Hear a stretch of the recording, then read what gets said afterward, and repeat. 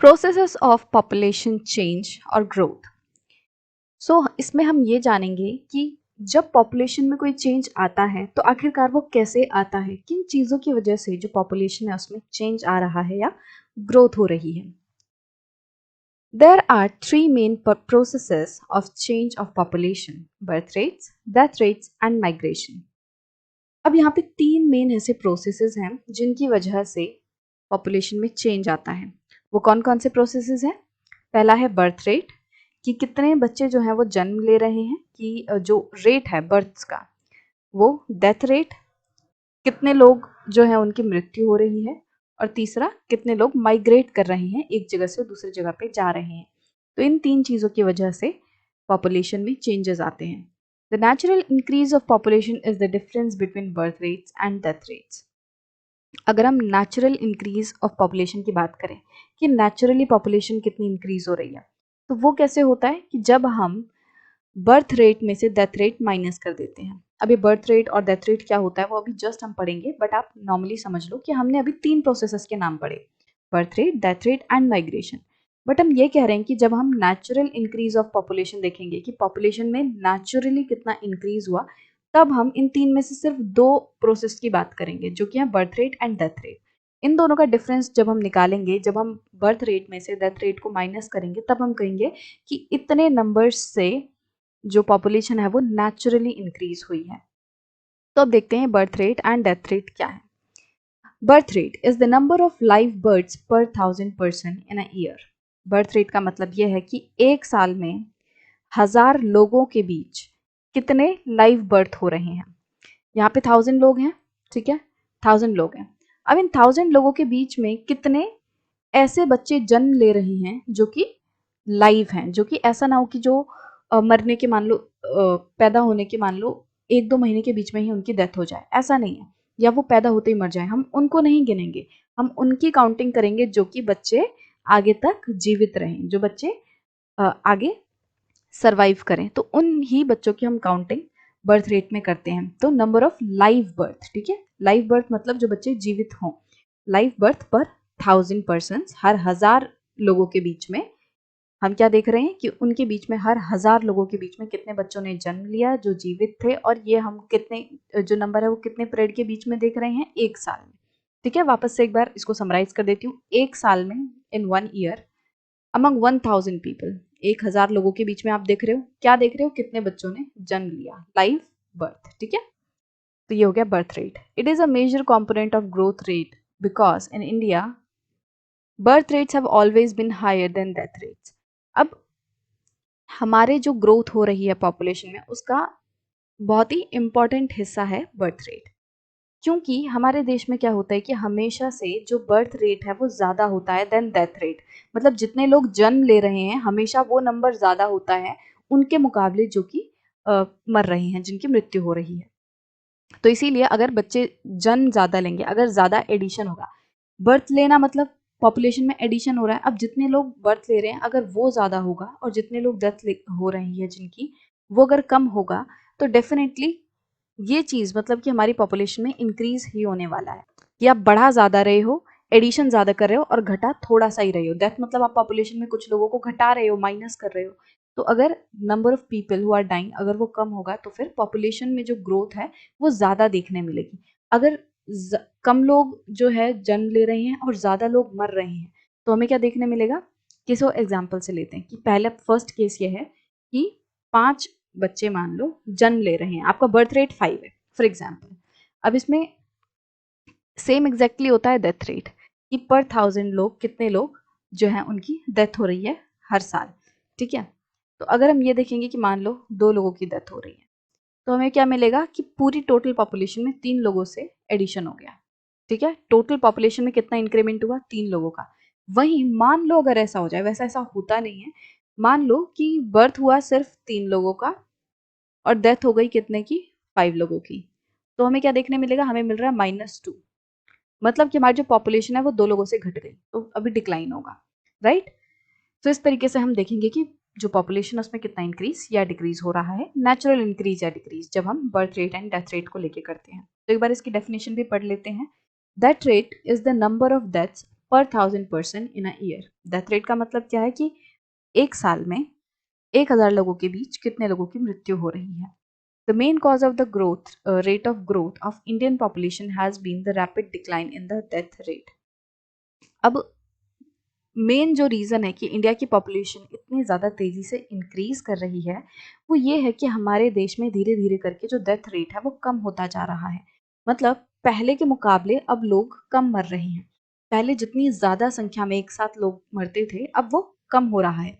ऐसा क्यों? क्या रीज़न है कि जो डेथ रेट है वो डिक्लाइन हो रहा है?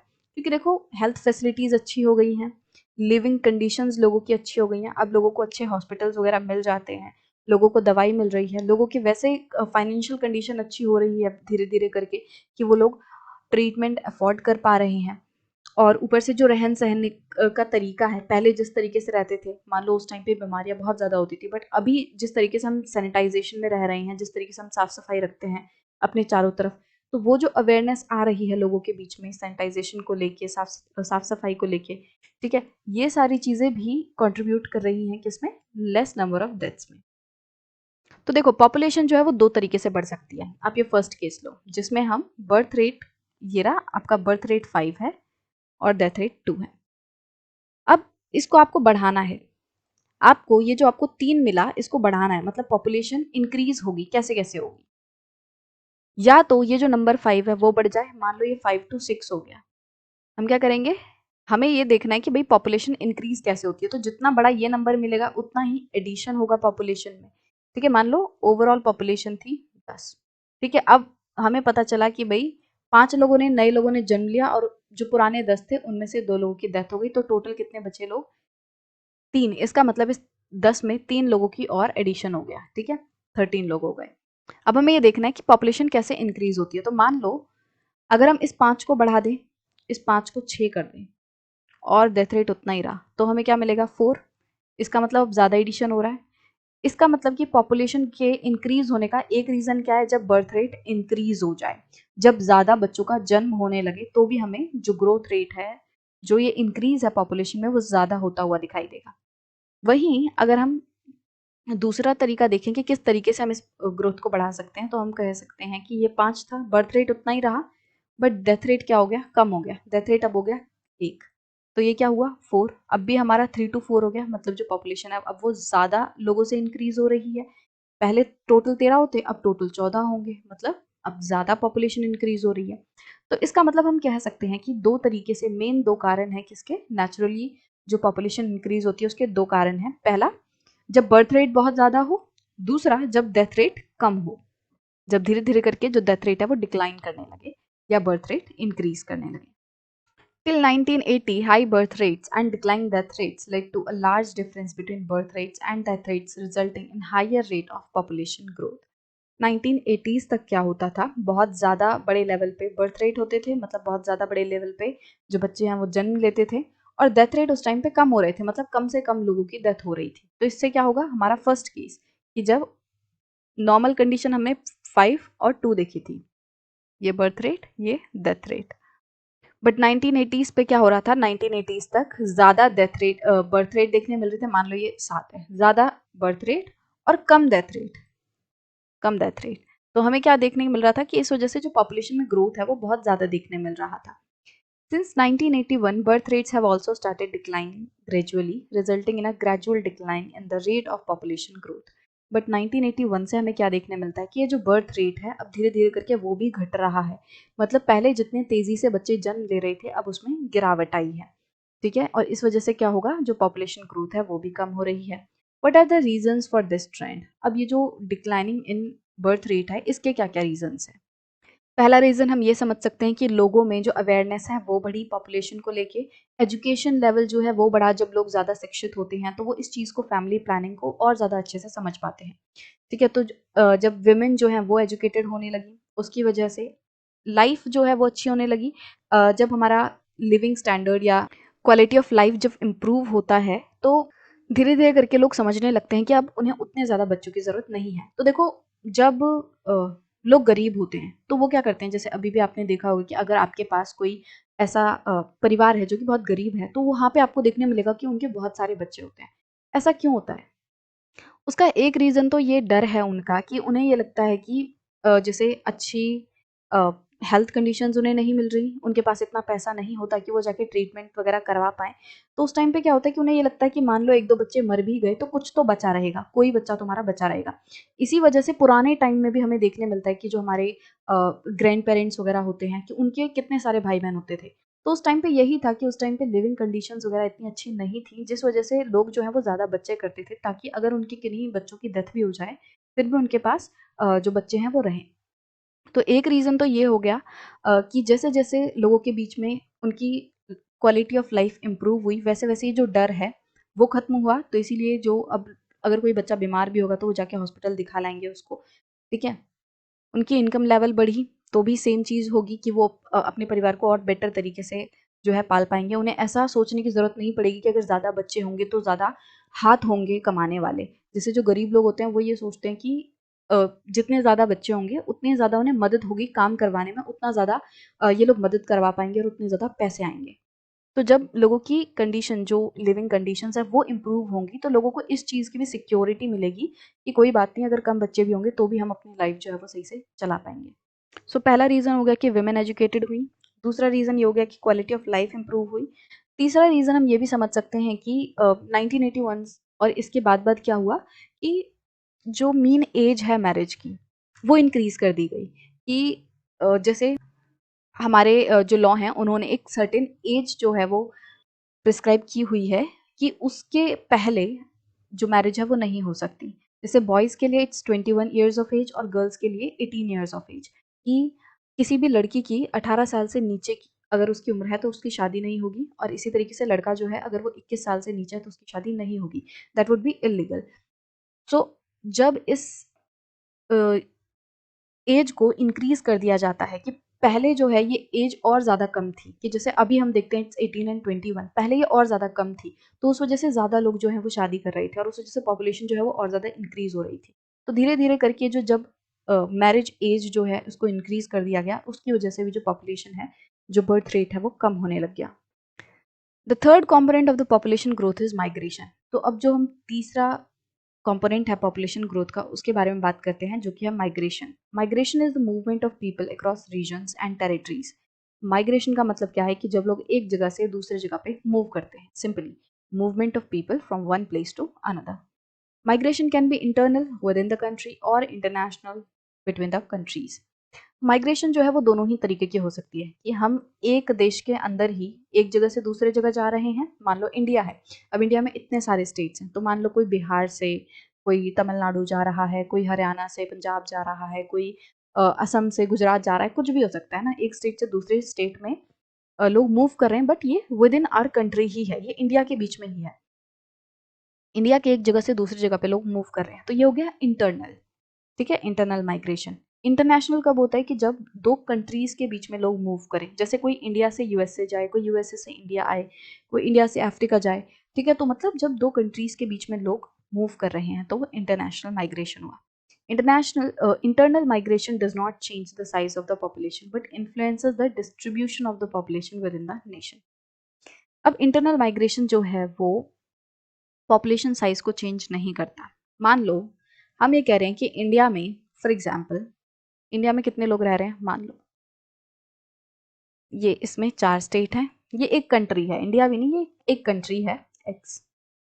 ठीक है, अब इस कंट्री में ये एक स्टेट है, इसमें 10 लोग रहते हैं, ये एक स्टेट है इसमें 20 लोग रहते हैं, ये एक स्टेट है इसमें मान लो 30 लोग रहते हैं, और ये एक स्टेट है इसमें 40 लोग रहते हैं। तो हम कह सकते हैं टोटल इस कंट्री की जो पॉपुलेशन है वो 100 है। ठीक है, 100 लोग इस कंट्री में रहते हैं। अब इस कंट्री के बीच में ही जो लोग हैं वो एक जगह से दूसरी जगह मूव कर रहे हैं। मान लो ये जो पहली स्टेट थी जिसमें 10 लोग थे, इससे 5 लोग मूव करके इसमें चले गए, इस वाले स्टेट में चले गए, तो यहाँ पे कितने रह गए, 5। यहाँ पे कितने हो गए, 25। यहाँ पे मान लो इस वाले 30 से वाली जो स्टेट है, इधर पे इसको ए मान लो, ए, इसको बी, इसको सी मान लो और इसको डी मान लो। तो मान लो सी स्टेट से कुछ लोग मूव करके किस में चले गए, डी वाली स्टेट में। तो अब यहाँ पे मान लो 5 लोग मूव कर गए, तो यहाँ पे कितने बचे, 25। सी में भी अब 25 बचे, पहले 30 थे, इसमें से 5 लोग मूव हो गए और वो डी में चले गए, तो अब यहाँ पे हो गए 45। तो अब आप देखो 45 एंड 5 ये 50 और ये 25 एंड 25 ये भी 50, तो टोटल हम कहें 50 प्लस 50 कितना हुआ, अभी भी 100 ही पॉपुलेशन है। मतलब भले ही उनकी इंटरनल जो डिस्ट्रीब्यूशन है वो चेंज हुआ है, बट ओवरऑल पॉपुलेशन चेंज नहीं हुई। तो ओवरऑल पॉपुलेशन कब चेंज नहीं होती, जब इंटरनली माइग्रेशन होता है। जब इंटरनल माइग्रेशन होता है, जब देश के अंदर ही लोग एक जगह से दूसरे जगह पे जाते हैं, तो ओवरऑल जो पॉपुलेशन है उसमें चेंज नहीं होता, बट जो डिस्ट्रीब्यूशन है उसमें चेंज हो जाता है। पहले किस तरीके से डिस्ट्रीब्यूशन था, पहले एक स्टेट में 10, 20, 30 और 40 लोग रहते थे। अब ये जो डिस्ट्रीब्यूशन है उसमें कमी आ गई, उसमें चेंज हो गया। अब यहाँ पे 5, 25, 25 और 45, अब इस तरीके से डिस्ट्रीब्यूशन हो गया। तो इंटरनली टोटल पॉपुलेशन में चेंज नहीं होगा, बट डिस्ट्रीब्यूशन में चेंज होगा। Migration plays a very significant role in changing the composition and distribution of the people. तो आप समझ ही चुके होंगे कि माइग्रेशन की वजह से कंपोजिशन, मतलब कि किस तरीके के लोग रह रहे हैं, मेल फीमेल, कितने एज ग्रुप के लोग हैं, तो ये सब हो गया कंपोजिशन। जो क्वालिटी है लोगों की, पॉपुलेशन की जो क्वालिटी है, ठीक है, उसमें चेंज आता है और डिस्ट्रीब्यूशन में भी चेंज आता है। ठीक है, तो माइग्रेशन काफी इंपॉर्टेंट रोल प्ले करती है कंपोजिशन को एंड डिस्ट्रीब्यूशन को चेंज करने में। In India, most migrations have been from rural to urban areas because of the push factor in rural areas. अब इंडिया में हमें नॉर्मली क्या पैटर्न देखने मिलता है माइग्रेशन का, वो ये है कि आम तौर पे अर्बन जो एरिया है, मतलब जो सिटीज हैं, शहर हैं, वहां पे लोग आते हैं कहाँ से, रूरल एरियाज से। ठीक है, जो गांव वाले इलाके हैं ये रूरल एरिया है। अब रूरल एरिया से निकल निकल के लोग कहाँ जाते हैं, अर्बन एरियाज में, सिटीज में। अब रीजन क्या है, उन्होंने बोला कि push factor in rural areas. Push मतलब क्या है, धक्का देना। इसका मतलब कि गांव में रहने वाले लोगों को कुछ ऐसी चीजें हैं जो उनको ढकेल रही हैं, जो उन्हें मजबूर कर रही हैं कि वो गांव से निकलें और शहर में जाएं। तो क्या क्या पुश फैक्टर्स हो सकते हैं, पहला तो अपॉर्चुनिटीज, कि गांव में लोगों के पास इतनी अपॉर्चुनिटीज नहीं है कि वो जॉब कर सकें। गांव में इतने सारे जो लोगों के पास मौके नहीं होते कि सबको जॉब मिल पाए। और शहरों में वही हमें देखने मिलता है कि बड़ी बड़ी फैक्ट्रीज हैं, इंडस्ट्रीज हैं, कंपनीज हैं, तो उन सब में लोगों को दिखता है कि हाँ वहाँ उन्हें जॉब मिल सकती है। तो अपॉर्चुनिटीज के कारण, लैक ऑफ अपॉर्चुनिटी जो है, that pushes the people in the rural area to move from the rural area to urban area. वहीं अगर हम दूसरे फैक्टर की बात करें, जो फैसिलिटीज हैं, एजुकेशन हो गया, हेल्थ फैसिलिटीज हो गया, ये सारी चीज़ें जो हैं रूरल एरिया में उतनी अच्छी नहीं मिलती, इसीलिए लोग better quality of education and health जो सर्विसेज हैं उनके वजह से भी वो रूरल एरिया से अर्बन एरिया में मूव करते हैं। तो फैसिलिटीज़ हो गई, इंफ्रास्ट्रक्चर हो गया, अपॉर्चुनिटीज़ हो गई, तो ये सारे कुछ फैक्टर्स हैं। और भी बहुत सारे फैक्टर्स हो सकते हैं कि आप सोचो किन किन वजहों से जो गांव में रहने वाले लोग हैं वो मजबूर होके बाहर जाएंगे, शहर में जाएंगे, क्यों मूव करेंगे। ठीक है, तो कुछ फैक्टर्स मैंने आपको बता दिए। तो इस ये हो गए पुश फैक्टर। पुश मतलब कोई चीज़ उनको धक्का दे रही है, उनको मजबूर करिए कि तुम यहाँ से निकलो और दूसरे जगह पे जाओ। तो इंडिया में हमें नॉर्मली यही पैटर्न देखने मिलता है कि लोग रूरल एरिया से निकल के अर्बन एरिया में जाते हैं। These are adverse conditions of poverty and unemployment in the rural areas and the pull of the city in terms of increased employment opportunities and better living conditions. तो गांव में जो पॉवर्टी वाली condition है, जो गरीबी वाली कंडीशन है, जो अनएम्प्लॉयमेंट है, जो लोग काम नहीं कर पा रहे हैं, बेरोजगारी जो है, ये सारी चीज़ें लोगों को मजबूर कर रही हैं कि वो रूरल एरिया से निकलें और शहर में जाएं। अब शहर में ऐसा क्या है जो कि लोग जाते हैं, तो शहर में जो चीज़ें हैं वो हम कहेंगे कि people are getting attracted to come into the urban cities because of the pull factors. गांव में हमें देखने मिल रहा है कि क्या है, जो रूरल एरिया है वहां पे पुश फैक्टर काम कर रहा है कि लोगों को यहाँ से धकेला जा रहा है, पुश किया जा रहा है। बट जो अर्बन एरियाज हैं, अर्बन एरिया में हमें देखने मिलेगा, अर्बन एरिया लोगों को आकर्षित करते हैं, वो पुल करते हैं लोगों को अपने अंदर आने के लिए। मतलब शहर जो है लोगों को बहुत ज़्यादा आकर्षित करते हैं, उन्हें अपनी तरफ खींचते हैं कि लोग अपनी जगह से निकल के, अपने गांव से निकल के शहरों में आए। तो शहर में हमें देखने मिलेगा पुल फैक्टर है। अब क्या चीज़ें लोगों को आकर्षित करती हैं शहर में आने के लिए, वही चीज़ें जो कि रूरल एरिया में लोगों को धकेल रही हैं। इसके पुश फैक्टर इसके पुल फैक्टर बन जाएंगे। गांव में हमने देखा कि अनएम्प्लॉयमेंट है, तो हम कहेंगे शहर में क्या उनको अपनी तरफ आकर्षित कर रहा है कि वहाँ पे रोजगार की अपॉर्चुनिटीज हैं, वहाँ पे लोगों को काम करने के मौके मिलेंगे। ठीक है, बेटर लिविंग कंडीशंस, यहाँ पे अर्बन एरिया में क्या है, better living conditions. Rural areas में लोगों को पॉवर्टी फेस करनी पड़ रही और पॉवर्टी के कारण जो लोग हैं वो रूरल एरिया से निकल के वहाँ से पुश होके अर्बन एरिया में आ रहे हैं। तो अर्बन एरिया में क्या चीज़ अट्रैक्ट कर रही है लोगों को कि यहाँ पे लिविंग कंडीशंस अच्छी हैं, ठीक है। तो इन चीज़ों की वजह से लोग जो है वो अपने गाँव से निकल के शहरों में आते हैं। Migration is an important determinant of population change. अब माइग्रेशन जो है वो भी एक इम्पॉर्टेंट रोल प्ले करता है ये देखने में कि पॉपुलेशन में किस तरीके से चेंज हो रहा है। It changes not only the population size but also the population composition of urban and rural populations in terms of age and sex composition. तो जो पॉपुलेशन में चेंज आता है माइग्रेशन की वजह से, वो सिर्फ और सिर्फ ऐसा ही नहीं होता कि उसके पॉपुलेशन साइज में चेंज आ रहा है कि एक स्टेट में पहले इतने लोग रहते थे, अब क्योंकि कुछ लोग उस स्टेट से निकल के दूसरे स्टेट में चले गए हैं तो अब वहाँ नंबर ऑफ पॉपुलेशन कम हो गया है, तो साइज में तो चेंज आता ही है। बट देखो इसमें भी अगर हम इंटरनली बात कर रहे हैं, देश के अंदर हम बात कर रहे हैं तो साइज में चेंज नहीं आएगा। बट अगर हम देश के बाहर बात कर, मान लो कि एक देश से, एक कंट्री से, इंडिया से निकल के लोग यूएसए में गए, तो हमारे इसमें चेंज आएगा। यहाँ पे 100 लोग रहते थे, 10 लोग निकल के इसमें चले गए, तो यहाँ पे अब टोटल 90 लोग रह गए। तो जब इंटरनली मतलब जब हम देश के अंदर ही बात कर रहे हैं तो टोटल उसमें चेंज नहीं आएगा, ये मैंने आपको पहले ही बता दिया, बट कंपोजिशन चेंज होगी। पर जब हम इंटरनेशनली बात कर रहे हैं तो हमारे नंबर में चेंज आएगा, कंपोजिशन में भी चेंज आएगा, राइट। सो माइग्रेशन जो है वो नंबर में भी चेंज करता है और साथ ही साथ कंपोजिशन में भी चेंज करता है। अगर हम इंटरनली देखें तो किस तरीके से कंपोजिशन चेंज हो रही है, रूरल एरिया से निकल निकल के लोग अर्बन में जा रहे हैं, तो अब रूरल एरिया में कम लोग रह जाएंगे, नंबर चेंज हो रहा है, इंटरनली नंबर चेंज हो रहा है, ओवरऑल चेंज नहीं हो रहा, ठीक है। टोटल इंडिया का नंबर नहीं चेंज हुआ है, बट जो लोग अर्बन एरियाज में रहते थे अब उनका नंबर बढ़ जाएगा और जो लोग रूरल में रहते थे उनका कम हो जाएगा। इसी तरीके से कंपोजिशन जो है वो भी चेंज हो जाएगी। In India, rural-urban migration has resulted in a steady increase in the percentage of population in cities and towns. अब ये जो रूरल से लेके लोग अर्बन में जा रहे हैं लगातार, इसकी वजह से बहुत ज़्यादा प्रेशर पड़ रहा है सिटीज़ पे और कंटिन्यूसली हमें ये देखने मिल रहा है कि जो सिटीज़ एंड टाउन्स हैं उनमें पॉपुलेशन बढ़ती जा रही है।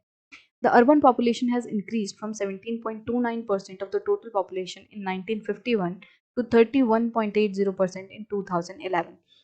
जो अर्बन पॉपुलेशन है मतलब शहरों में रहने वालों की संख्या जो है वो बहुत ज़्यादा बढ़ चुकी है पहले के मुकाबले। 1951 में टोटल पॉपुलेशन का सिर्फ और सिर्फ 17.9% जो है वो शहरों में रहता था, बट अब 2011 में हम देखें तो टोटल पॉपुलेशन का 31.80% जो हिस्सा है लोग हैं वो अब शहरों में रहते हैं। बहुत ज़्यादा जो डिफरेंस है हम देख सकते हैं वो आ चुका है। There has been a significant increase in the number of million plus cities from 35 to 53 in just one decade. और अगर हम उन शहरों की बात करें जहाँ मिलियन से भी ज़्यादा लोग रहते हैं, मिलियन मतलब 10 लाख से भी ज़्यादा लोगों की पॉपुलेशन है, तो वो उन शहरों में भी बहुत ज़्यादा इंक्रीज आ चुका है। मतलब पहले मान लो फॉर एग्जाम्पल, वैसे इसमें दिया हुआ है, पहले 35 जो शहर थे ऐसे थे जिसमें 10 लाख या उससे ज़्यादा लोग रहते हैं, बट अब ये जो इंक्रीज है ऐसी सिटीज का जिसमें मिलियन से भी ज्यादा लोग रह रहे हैं, अब वो 53 हो गया। 35 से 53 ऐसी सिटीज हो गई जिनमें मिलियन से भी ज्यादा लोग रह रहे हैं। और ये जो इंक्रीमेंट है वो सिर्फ 10 सालों में आया, सिर्फ 1 डेकेड में। एक डेकेड के अंदर अंदर 35 टू 53 मतलब इतने सारी जो सिटीज हैं वो बहुत ज्यादा पॉपुलेशन होल्ड करने लग गई। मतलब कि अब 18 ऐसी और सिटीज़ आ गई जिनमें कि मिलियन से ज़्यादा लोग रहने लग गए। और ये जो इंक्रीज़ है 18 सिटीज़ का फ्रॉम 35 टू 53, ये जो इंक्रीमेंट हुआ 18 नई सिटीज़ का जो कि इतनी ज़्यादा पॉपुलेशन होल्ड कर रही हैं, वो सिर्फ और सिर्फ एक डेकेड में आया। तो आप देख सकते हो कि धीरे धीरे करके पॉपुलेशन जो है वो बहुत ज़्यादा इंक्रीज़ हो रही है और उसमें birth rate, death rate and migration किस तरीके से अपना रोल प्ले कर रहे हैं।